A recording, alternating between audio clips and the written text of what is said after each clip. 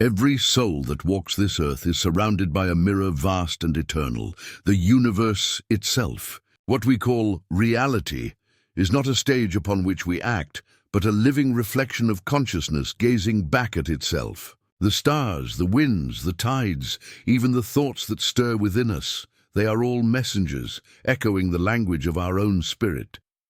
The universe does not speak in words, nor does it need to.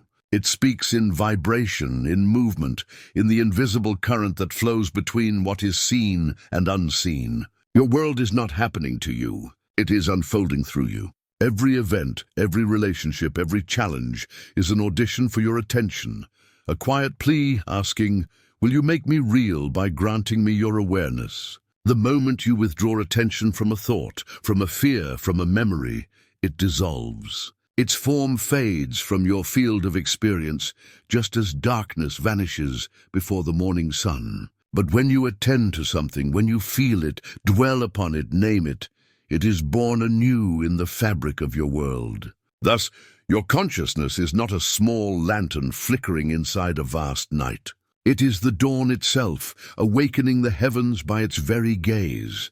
Man has long believed that his thoughts create his world. Yet this truth is not in the thinking, but in the attention we lend. Thought is like the wind, swift, shapeless, passing through the mind in endless streams. But attention is the sail that captures that wind and gives it direction. The thought itself is an empty vessel until the soul breathes into it. When you say yes to a thought, you are granting it the power to move the stars of your inner cosmos. When you decline, the thought drifts away into nothingness, unformed, unrealized. Therefore, the question is not what you think, but what you energize. Which thoughts do you feed with the warmth of belief? Which fears do you clothe with the fabric of your feeling?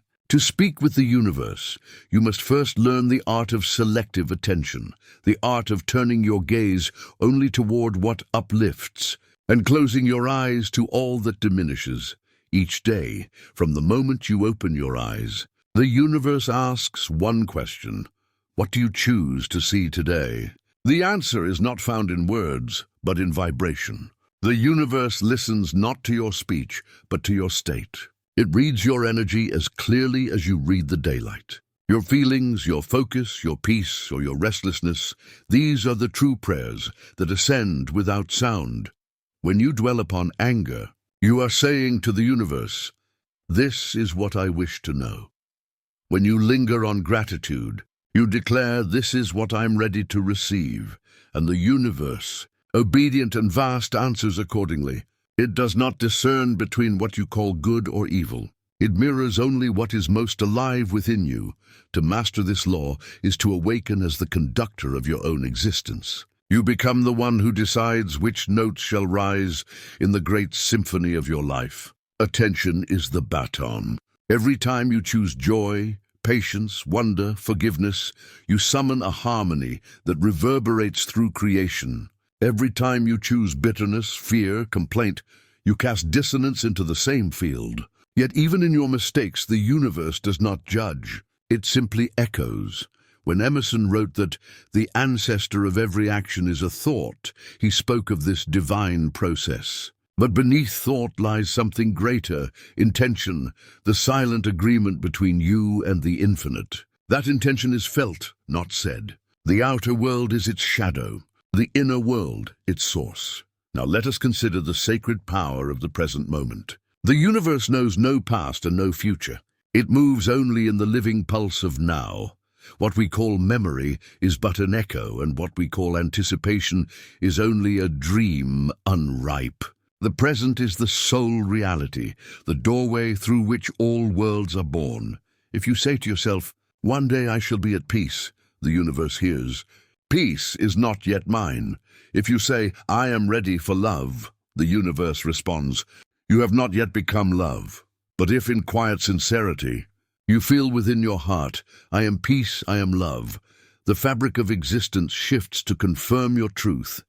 Every potential life already exists in the boundless field of being. To align with the one you seek, you must feel it as though it were already yours. The universe does not build with promises, it builds with presence. Therefore, to receive, you must first become. This is why the mystic walks in quiet confidence, because he does not wait for miracles, he embodies them. He does not pray to a distant power. He speaks from the power within. The soul that knows this walks with calm amid the storm. To live this way is to commune constantly with the infinite. Each breath becomes a conversation with the cosmos. Each heartbeat an affirmation of belonging. For in truth, you are not speaking to the universe. You are speaking as it. In this sacred conversation, awareness expands. Just as a pupil learns the hidden rules of a game, so too the awakened soul begins to discern the laws by which creation moves. The more aware you become, the more life reveals its subtleties. The once random becomes meaningful. The once chaotic harmonious. You realize that nothing is without purpose, and no encounter is without reflection. Every difficulty is a coded message, every joy a response. To expand consciousness is not to collect more knowledge, but to remove the veil that keeps you from seeing what is already true. As your awareness grows, you begin to play the game of life as an artist, not a victim. You no longer fight against circumstance, you sculpt it. You do not curse the rain.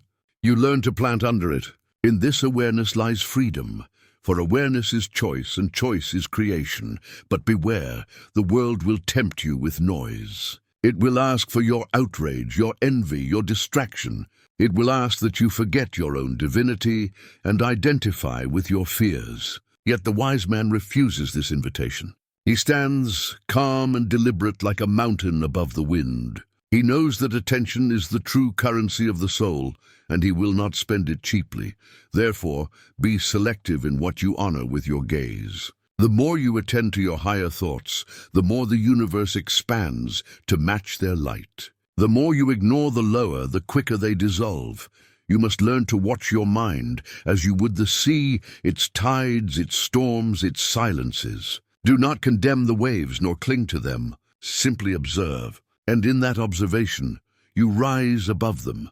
To expand consciousness is not to chase some distant vision, but to awaken within your own life. Every man is born a novice in the game of existence, surrounded by signs whose meaning he has not yet learned to read. But through awareness, through stillness and reflection, he begins to see the patterns behind the veil, the subtle architecture of fate and freedom intertwined.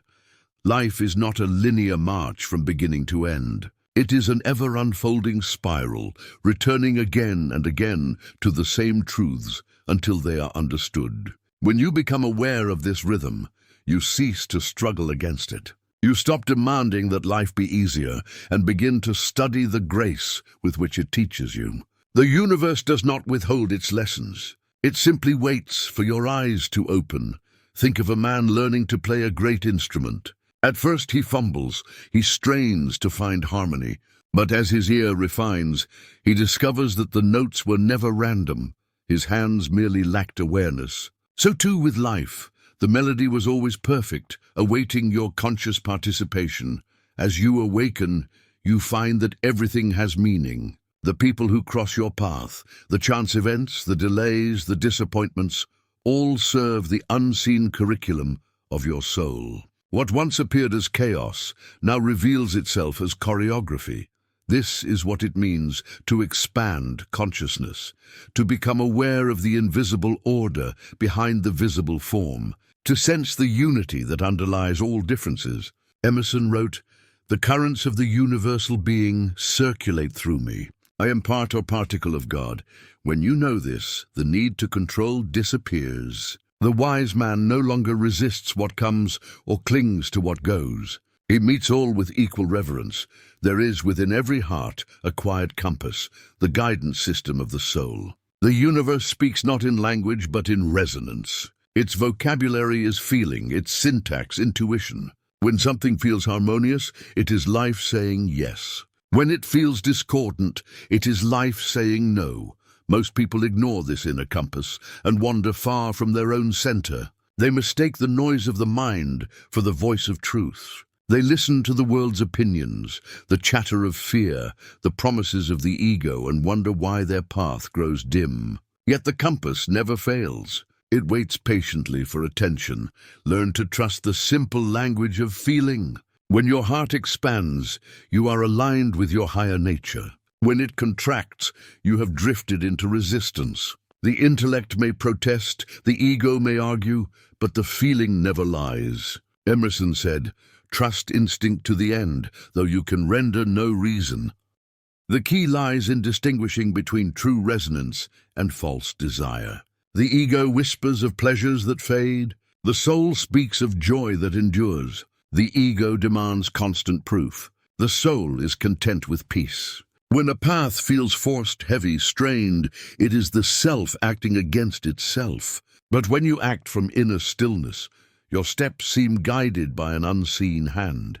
This intuitive guidance is not a luxury of mystics. It is the birthright of all. To ignore it is to stumble through life as a stranger in your own house. To follow it is to discover that the universe conspires in your favor. Each moment becomes a message, each silence an answer. Consider now the power of repetition, the steady rhythm by which the mind shapes reality. The subconscious, that deep and silent realm within you, mirrors the cosmos itself. It holds no opinions, no judgments, it simply obeys. It records every thought, every feeling you energize, and it builds your outer life accordingly. This is why self-discipline in thought is not mere morality, but creation itself. Every word you speak inwardly is a seed sown in the soil of eternity. The subconscious accepts it as truth, whether it be poison or medicine, and the universe will mirror it without question. The law is impersonal, but it is perfectly just. If you dwell upon your weakness, the universe gives you more mirrors of frailty. If you affirm your strength, it builds the world to reflect it. Thus the wise man watches his speech, not out of fear, but reverence. He understands that the word is sacred. It was through the word, ancient scripture tells us, that the world was made, and so it continues in every human heart. But repetition must be married to feeling. To say, "I am whole," while feeling broken, is to send mixed signals to the infinite. Yet to breathe the words slowly, believing them, even for a moment, is to shift the tides of creation. The subconscious, like the earth, responds only to what is planted deeply, not to what merely brushes the surface. This is the art of affirmation, not the hollow chanting of phrases, but the steady engraving of truth upon the soul.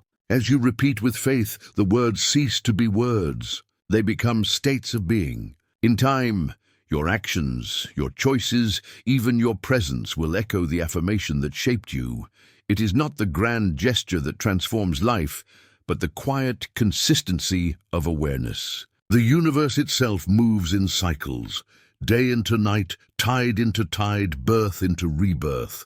So too must your transformation unfold in rhythm, not haste. Let your days become a sacred repetition of truth. Rise each morning and affirm, "I am in harmony with the infinite."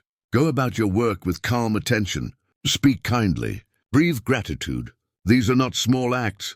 They are the levers by which worlds are turned. And when darkness comes, as it must, do not despair. Even the sun withdraws each evening, yet the stars appear to remind us that light never dies. Darkness is but the shadow cast by your own growth. It is the space in which the soul expands. Emerson once said, "Our greatest glory is not in never failing, but in rising up every time we fail." The universe, too, repeats its lessons until they are learned. There is mercy in that repetition, for it ensures that nothing of value is ever lost. When you fail, fail consciously. When you stumble, observe yourself with compassion. Each fall is an invitation to look deeper, to refine your attention. The man who learns from his missteps will not walk the same path twice. He will ascend by spirals, wiser and freer each turn. Thus your conversation with the universe is not spoken once, but lived daily. Every sunrise is the universe asking, "What truth will you remember today?" And every night is your chance to answer, "I have learned to see the light within the dark." As your understanding deepens, the boundary between inner and outer begins to dissolve. You see that what you once called life happening to me was in truth life responding to me. You recognize that your outer conditions are but the reflection of your inner convictions. The world is your mirror. Polish it by cleansing your own perception. When you meet conflict, it is your resistance made visible. When you meet kindness, it is your love returning home. Nothing comes uninvited. The universe is an echo chamber of your own vibration. To know this is to awaken into responsibility, not the heavy burden of guilt, but the liberating realization of power. You are not the victim of fate, but the sculptor of experience. The chisel is your attention and the marble your mind. When you take responsibility for your vibration, life changes its tone. People treat you differently. Opportunities arise. What once seemed coincidental now feels inevitable. This is not magic. It is the law of correspondence. As within, so without. Therefore, cleanse the temple of your mind. Keep its altar free from complaint, from envy, from fear. Worship there in silence, and let your prayer be gratitude. The universe rushes to meet the heart that beats in harmony with itself. There is an hour in every soul's journey when silence becomes the only teacher left.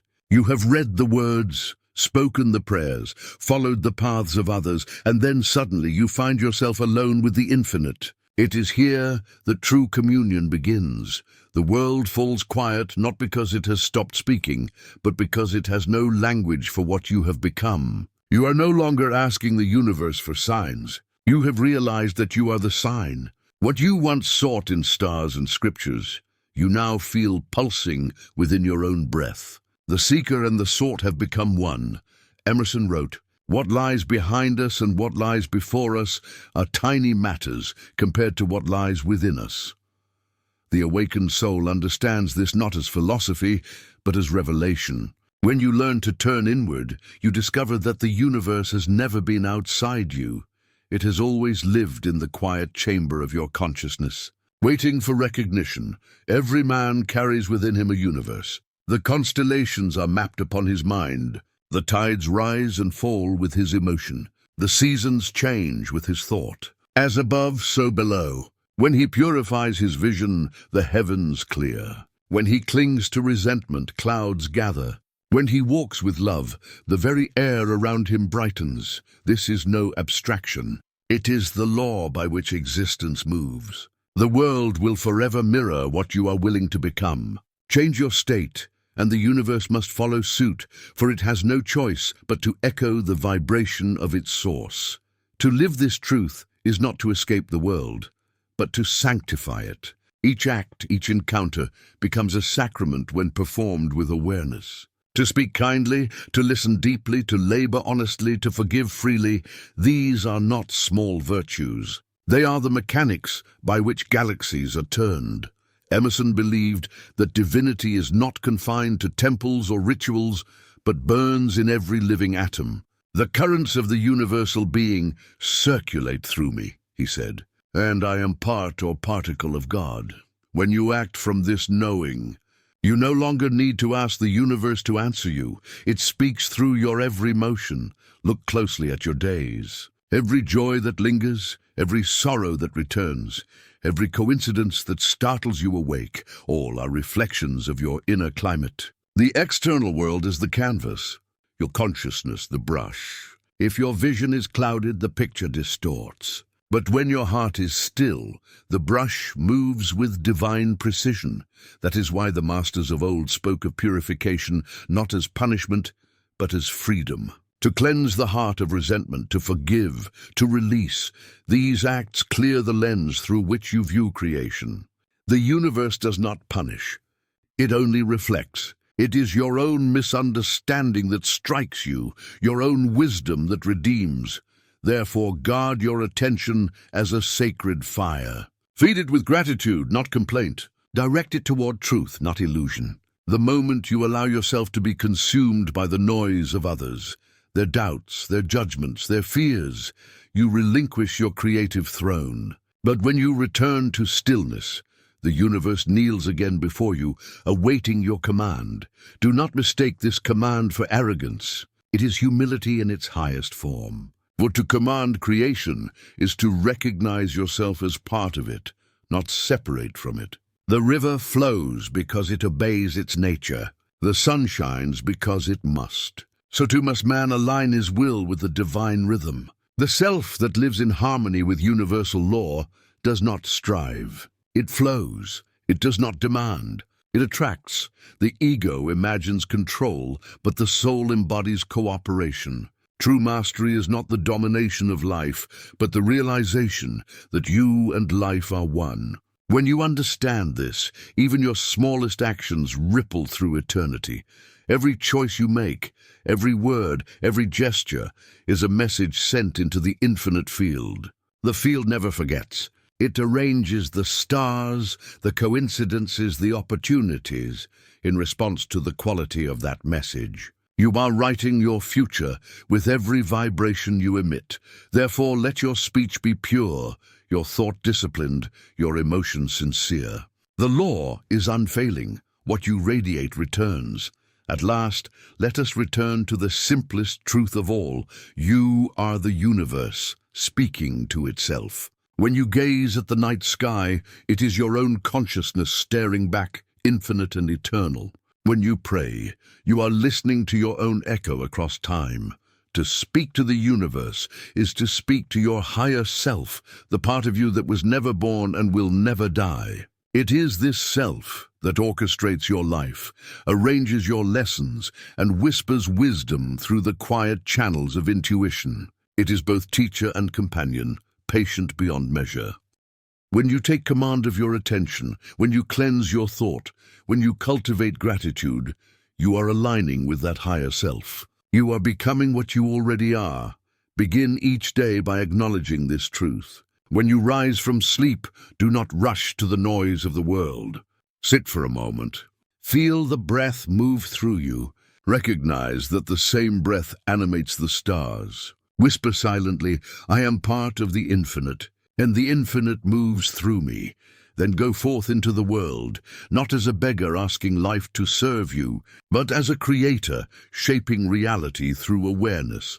Even in difficulty, remember, every obstacle is a disguised invitation to deeper alignment. When you face resistance, ask, what in me is still unaligned? When you feel pain, ask, what truth have I ignored? The answers will not come as thunder, but as whispers. For the universe speaks softly to those who listen, and when you fall silent enough, you will discover something astonishing. The universe was never trying to test or challenge you. It was only trying to teach you how to hear.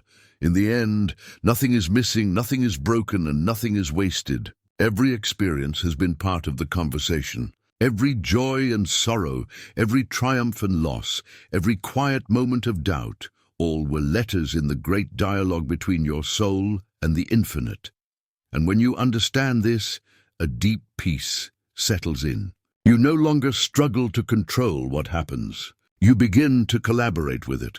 You no longer demand that life explain itself. You begin to trust its timing. You realize that your task is not to change the world, but to awaken to your reflection within it. When you purify that reflection, the world transforms on its own. The outer follows the inner as surely as the shadow follows the flame. This is the essence of Emerson's truth, that heaven is not a distant realm, but a state of consciousness. That the soul, once awakened, carries its paradise wherever it goes. Walk now in that understanding. Speak not to the stars as though they are far away. They have always been listening within you. Let your every thought be a prayer, your every act a hymn. For the universe does not respond to your words.